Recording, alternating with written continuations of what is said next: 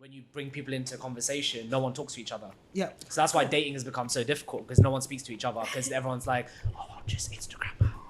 I'll just start into her DMs. I will just type her name in, or she's tagged herself. So what people do is they look at the venue, they found out that she was at the venue because the photographer's taken a picture of her, then they click on her name saying, I think I saw you yesterday. Why don't you just go up and chat to her? Because people don't have those social skills anymore.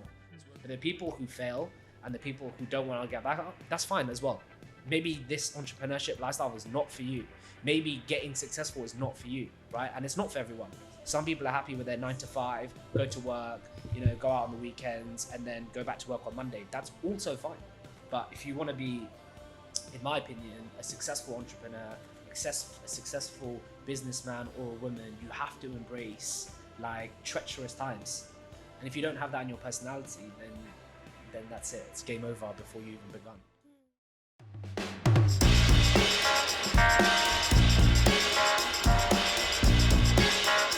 Hi everyone, welcome to the Dollar Diaries. Today we have Shyam with us today. How are you? Very well, thank you. So, you have your own startup. Tell me a little bit about Wasta. Wasta curates one-on-one introductions with people who share the same goals, interests and objectives across the Middle East region. Okay. We were really here to disrupt the formal networking scene in the Middle East. I'm sure you guys have been or have experienced this, where you're just going to a networking event and everyone's like, what do you do? What do you do? What do you do? Yeah. What do you do? That's super annoying. You're spending time telling you what you're doing. All of a sudden, I'm like, I have no interest in what you're talking about.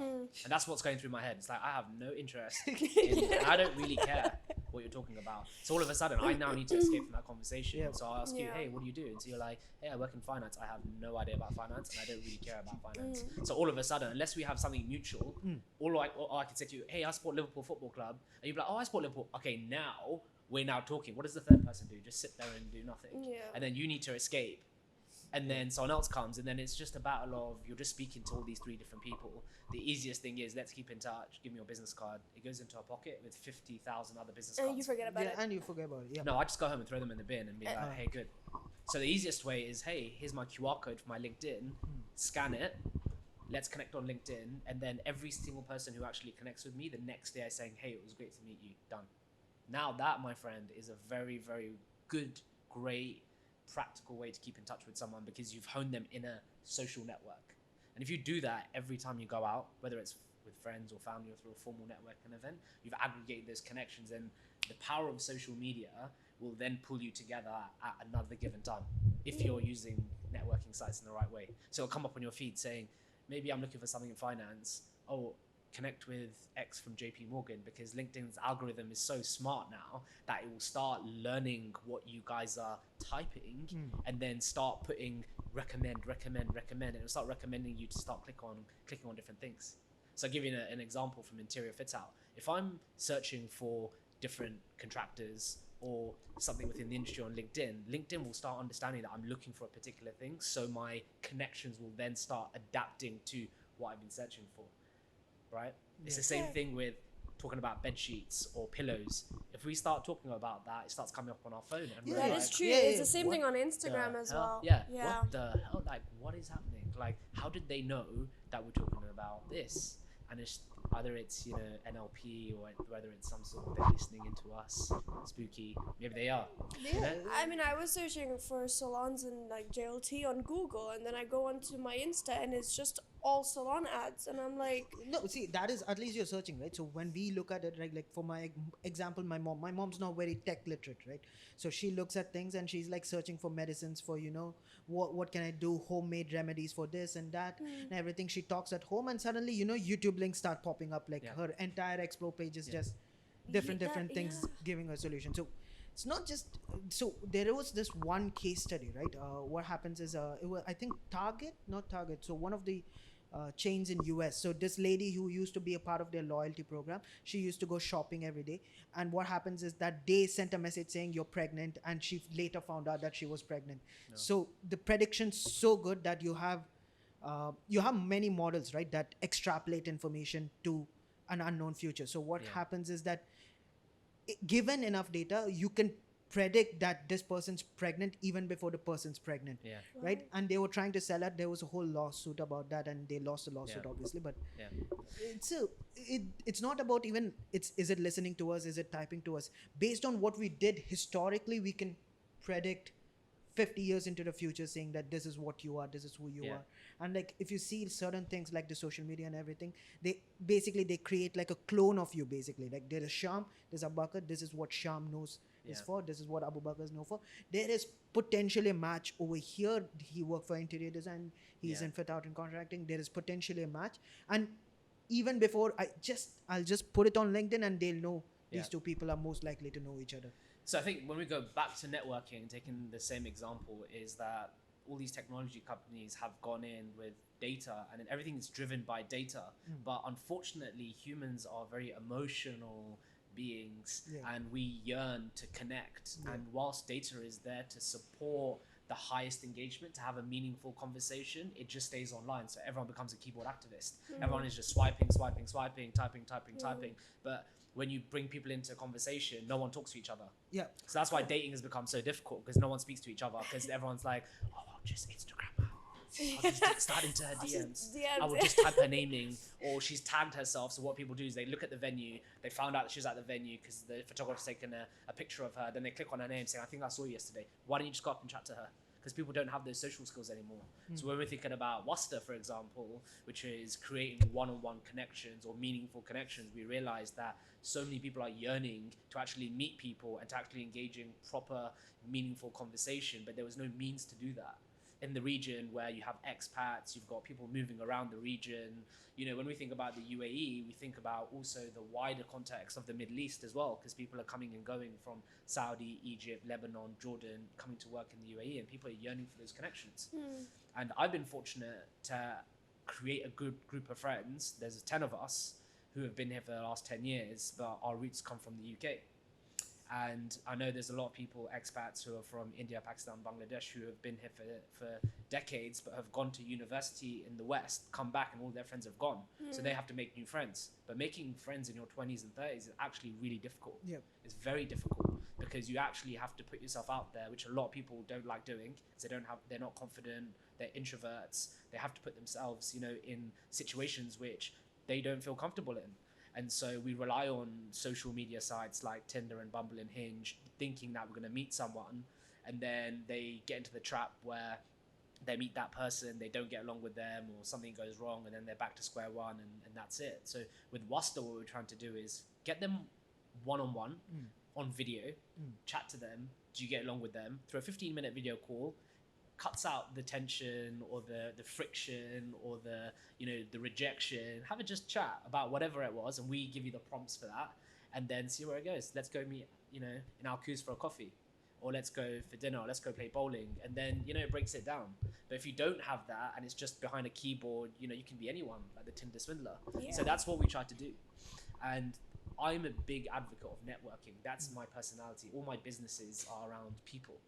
And so having Wasta there as a very common word amongst expats and local people was a great way to say, hey, we're going to connect you.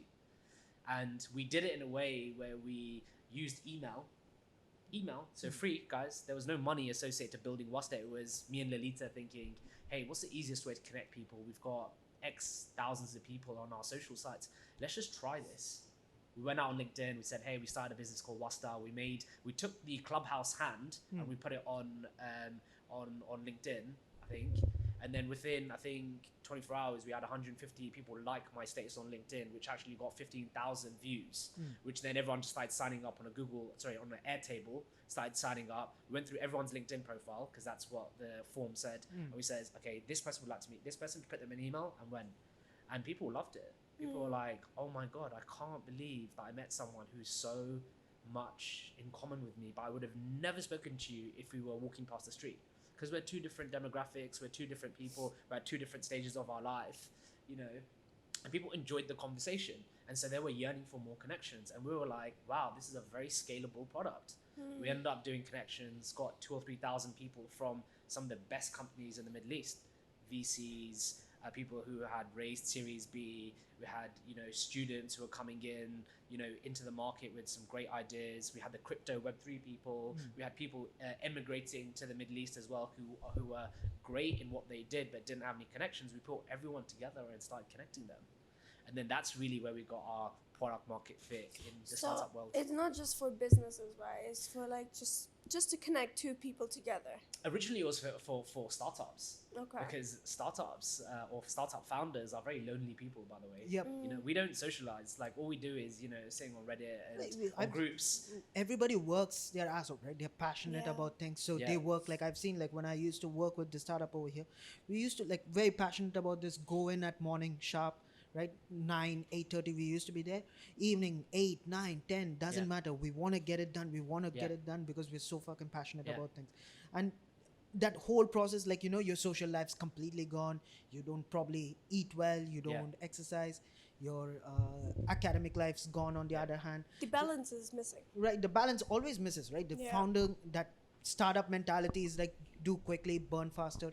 Sort of mentality, right? The thing is, coming from the corporate world, spending 10 years in corporate, and then you need to jump into a new environment where you need to relearn or unlearn what you've learned in corporate, because there's process, procedures. This is how it's done. In startup, it's like, no, it's just agile. The more agile you are, the better.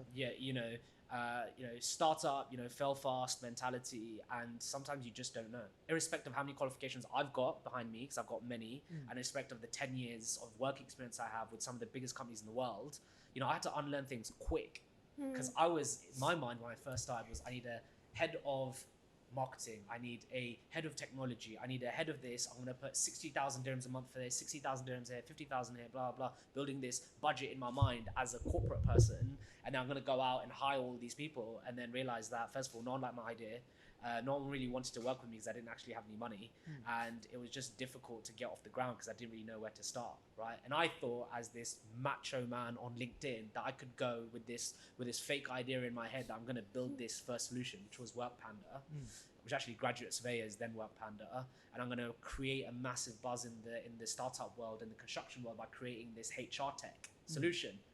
And I put in $200,000 or $100,000, can't remember now, it's quite a lot of money to build this, outsourced it, and quit my job at PIF. I was getting paid exceptionally well, great bonuses, everything was amazing. I was 28 years old, right? Amazing money. Came out, launched it. Within the first 6 months, everyone said no. So I've got this $200,000 tech stack with me, which was outsourced in Poland. Came back and people were like, we don't like this. So that hurt. That really hurt. $200,000 is a lot of money. That's a deposit on a house. That's a car. That's a lot of money. And me being this really, ambitious corporate guy coming in, it was a slap in the face. And I think that's the beginning of the journey of the startup world. You need that slap in the face. And you should get slapped in the face many times until you find out, where you've gone wrong, learn, fail again, learn, fail again, and then you get to a stage. And I'm in year 3 of that. But I've learned so much and built that connections. It's helped me get to a stage where, in my opinion, I'm kind of invincible now. I'm still failing. We launched the app, as we said at the beginning of the conversation, which failed, which I thought was going to be the one. We failed, and now we finally got onto WhatsApp, and then so on and so forth. But the failures are definitely the ones that you need. And no founder that I know, and I know a lot of founders, not just in the UAE, across the Middle East, but also around the world, who have failed multiple times. Maybe they talk about it, and maybe they don't, but they've definitely failed hard. And the harder you fail, in my opinion, the better. The better. Right, it's that too. Like, some people, 100%. Right? They don't have any, like, they come across as they don't have any failures, right? Everything they touch is gold. They think they're the best in that case. So those type of people's easy red flags, right? People you want to work with, people you want to raise funds with. It's red flag all over the place, because those are the type of people, they don't really necessarily accept that things can go wrong.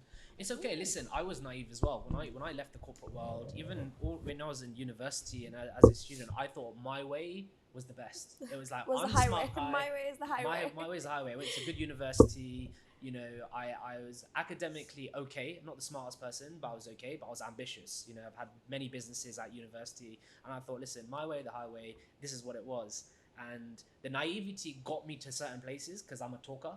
Like I can go in and talk to anyone, but then it also kind of got me into the wrong situations as well. And it was those situations like writing an email to the entire company, which I did in my first week of graduation with something silly, which I completely regret. But the setback from that, when someone took me to the side and saying, you cannot do that. And I was like, listen, it was an accident. They were like, well, you work for a company which has 24,000 employees and you've messaged every single one. And I was like, wow. But they didn't fire me, but they were just like, listen, it's a mistake, it's happened. But you know, how do I feel when everyone's looking at me now thinking you're the guy who sent that stupid GIF in, you know, the email to the entire company? But then I was, on the flip side, I became the most famous person for doing that. Which so I set up in a way where, okay, I did something stupid, 24,000 people on email, but then now everyone knows me. I now have to come back to that and actually make that negative aspect into something positive, which I did eventually, which was then, you know, turn that failure into something positive and then take it from there. So see failure as a lessons learned, and it's okay to go in your room and cry, punch the wall, go to the gym, whatever. You have to do that. But as long as you learn from that lesson and then come back with something else and fail again, that's basically the mentality of most entrepreneurs, most successful people. But the people who fail and the people who don't want to get back up, that's fine as well. Maybe this entrepreneurship lifestyle is not for you. Maybe getting successful is not for you, right? And it's not for everyone. Some people are happy with their 9 to 5, go to work, you know, go out on the weekends and then go back to work on Monday. That's also fine.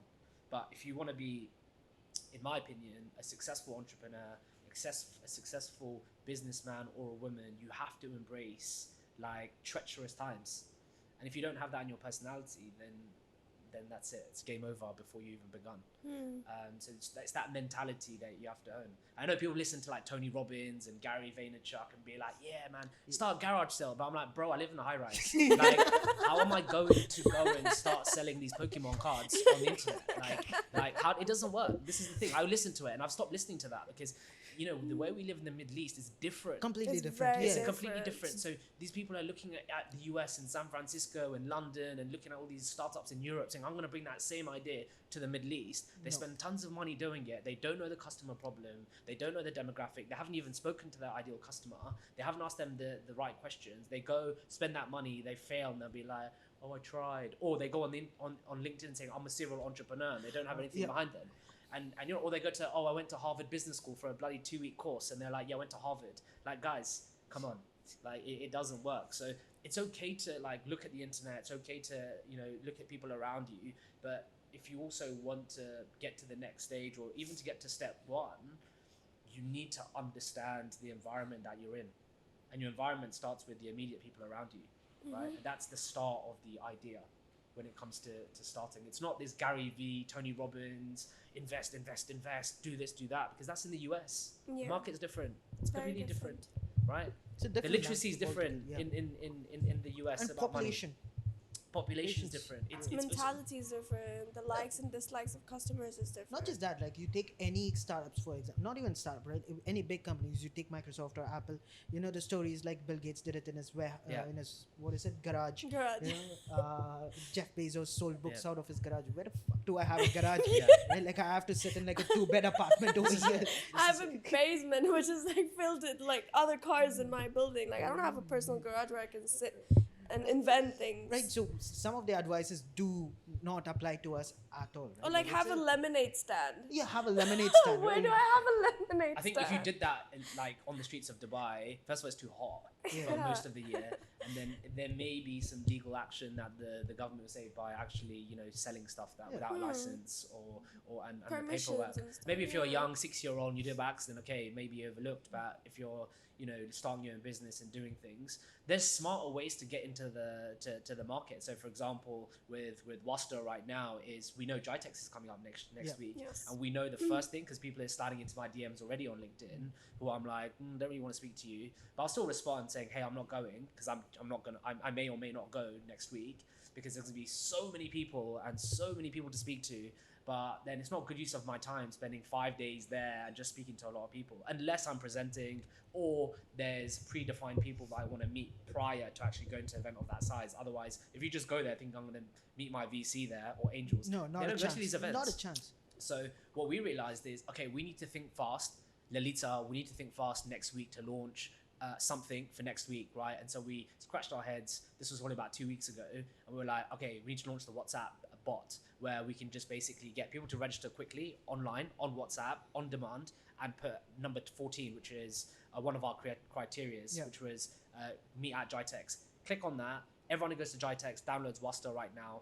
And if they've got Jitex as one of their interests, then you'll start meeting different people, and you just click next on your WhatsApp, and then you'll get into a WhatsApp conversation as long as both parties accept that connection and request. And then it does an introduction, which we predefine, gives your LinkedIn link on there, so you can check the person before you accept them, connect, start chatting on WhatsApp. So at least you have some predefined interest with that person before you engage in your time. Because time is the biggest commodity. Yeah. It's not money. You know, you can take the tube from JLT to Jitex, which costs you less than 5 dirhams to get there, I think. I don't take the train, but I'm just assuming. To get there, and then you know that you're going to meet David, Elizabeth, Ahmed, Mohammed, whoever else that you're going to meet there. You can just say, hey, listen, I'm at, section 13. Let's just meet there. Get everyone to meet at section 13. 5 people a day, every day. We've made the connect Wasta sensible. And you've got their LinkedIn, so you can keep in touch with them. And it's actually people that you are interested in having a conversation with, not just random people. Because you can ask the right questions. If you know predefined information about them, like they went to, maybe the same university, or they are mutual friends with your sister. These are points of discussion where it's like, hey, I didn't know Jeffrey. How do you know Jeffrey? Oh, we went uni. Oh, what uni? Oh, UPenn. Oh, I went UPenn. No way. Wow. Like, we actually used to be in the same class. See? Now, that is more interesting. Otherwise, if we went at a networking event, hey, what do you do?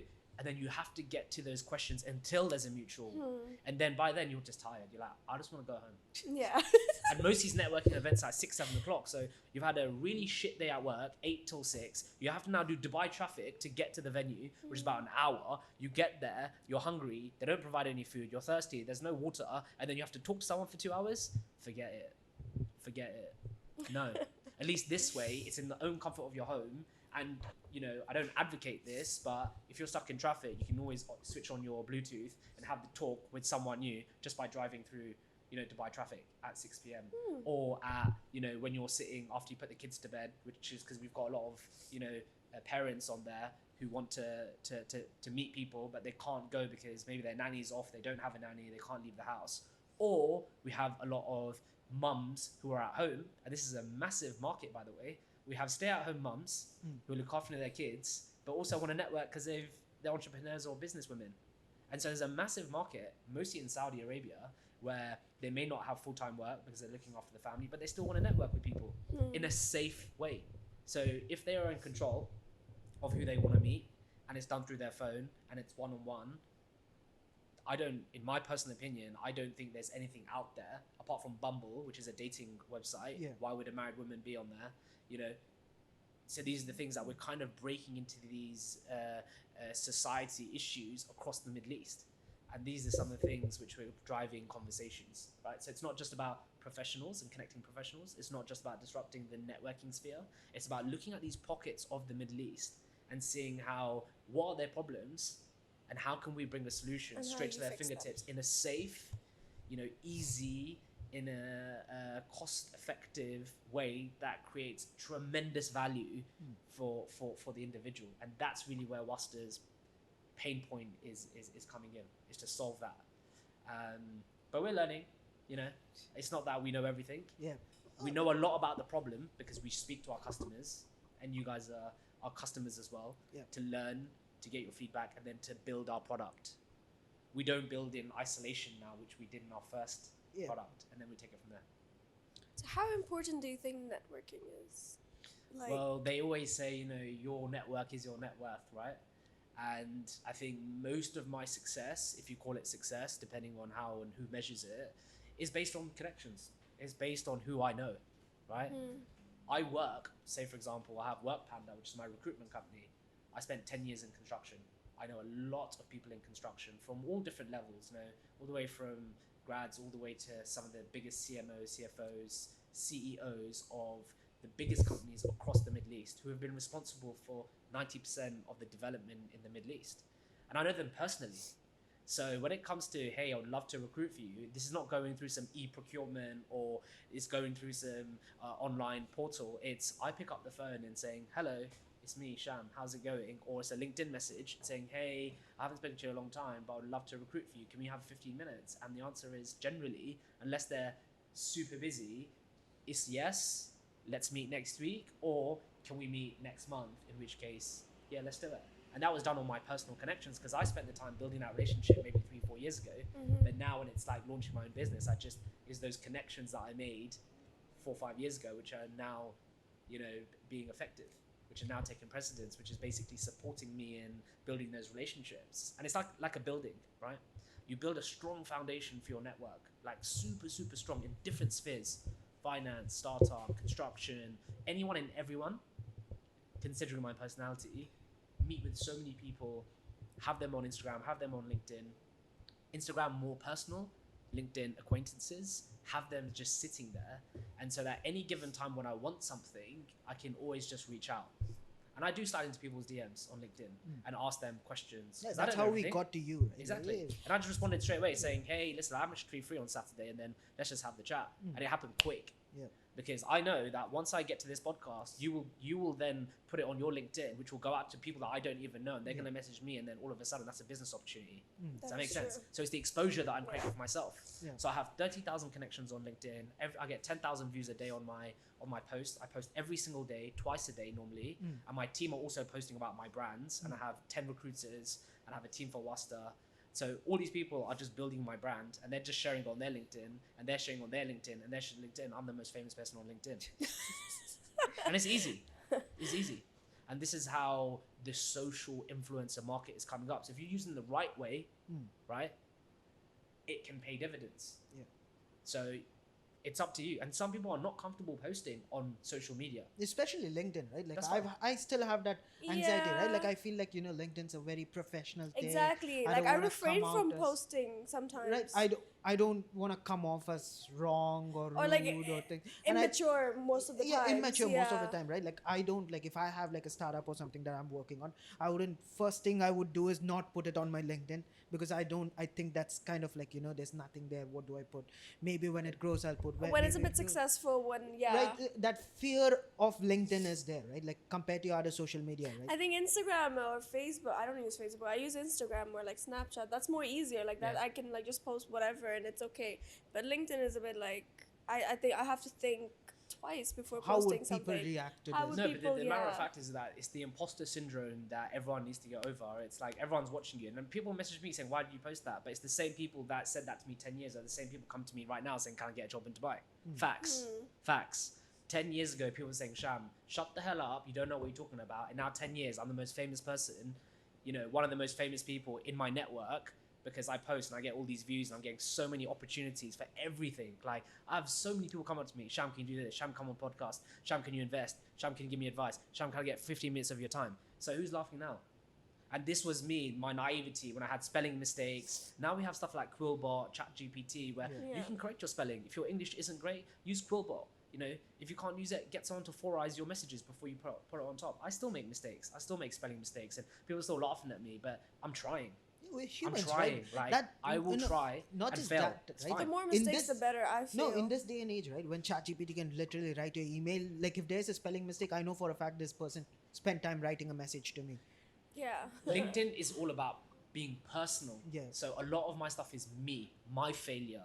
I did this. And I spent transparent, 250,000 I feel. dirhams and lost it. I did this. I did that. As soon as you start using ChatGPT on LinkedIn, LinkedIn will pick up that this is something from the internet, and then you won't get the much exposure. But if you say like, hey guys, I'm a podcast host and I'm looking for a space in Dubai. Can someone help me out?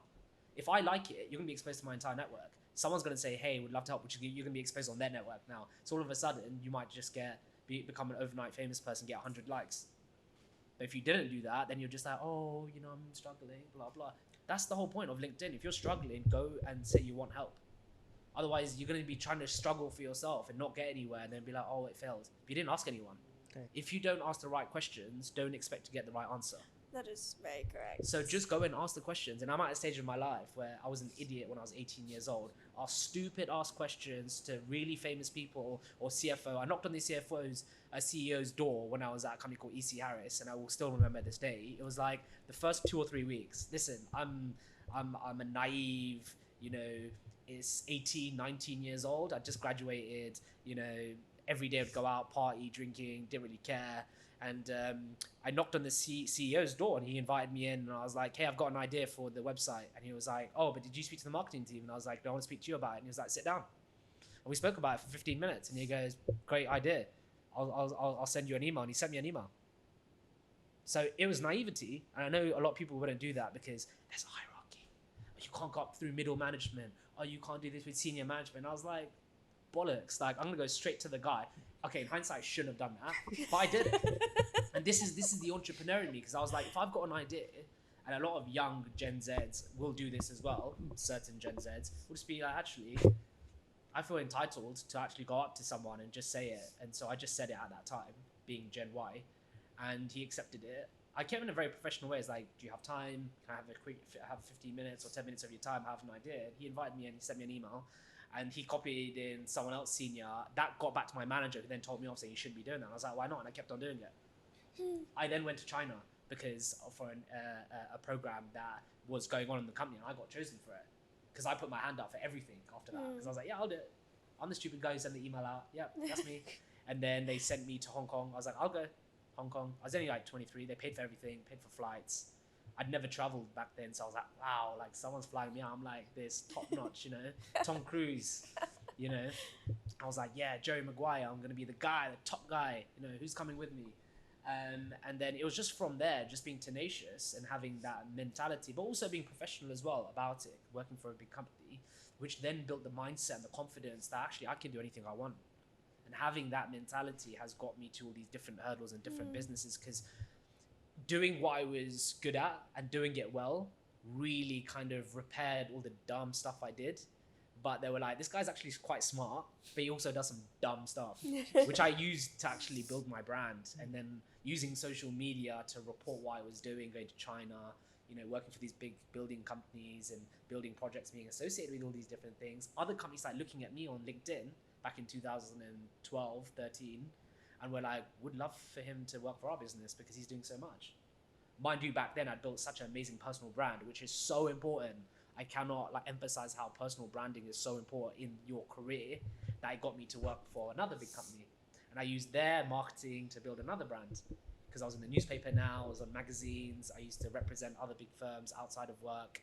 And then I went for a big company, and then I went to the Middle East, did exactly the same thing.